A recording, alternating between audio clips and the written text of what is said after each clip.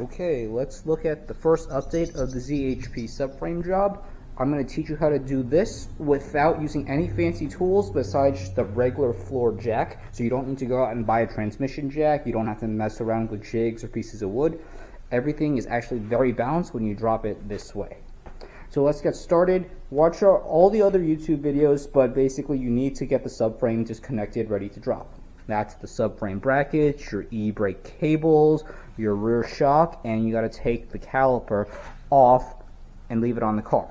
I do it that way so I don't have to disconnect hoses and re-bleed. And the way you do that is by disconnecting this rear camber arm from this part of the knuckle right there. Then when you push that arm down, you can feed the caliper through, and then you can hook the caliper onto the brake hose bracket. You're also going to have some electrical here, your xenon height leveling sensor, and there's actually two electrical wires here for the speed sensor and the brake pad wear sensor.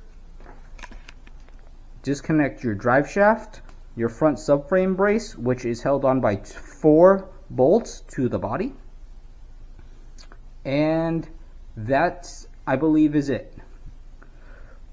Before you start dropping the subframe though, you need to absolutely feed these e-brake cables completely through the chassis, which means you go from the inside under the e-brake boot, loosen those 10 mils, and then you start pulling these e-brake cables completely out, and they need to be completely out of the vehicle. What that means is that the e-brake cable needs to be completely out of those, because you can see that the front subframe mount is right here, and the e-brake cable holds up this front subframe mount from easily dropping straight down.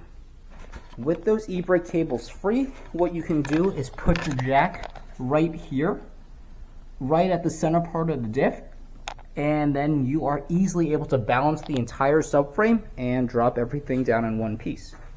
What I like to do is put the rotors on some moving dollies, and you can pull everything back. Then you can take 2 jack stands to put them on the front subframe mounts, 1 onto the rear diff mount, right there, and you are good to go, and everything is balanced so you can work on it from here. One other thing I did was loosen all the CV axle bolts, just in case I come upon a lot of money and decide to replace this diff at the same time. Anyways, for the next update, we're going to be dropping the gas tank. That's so I can get full welds around those subframe mounts, and also full welds around the rear trailing arm pockets. Anyways, hope that's a nice update for you guys, and a quick tip on how to do a subframe job with a basic tool such as this floor jack.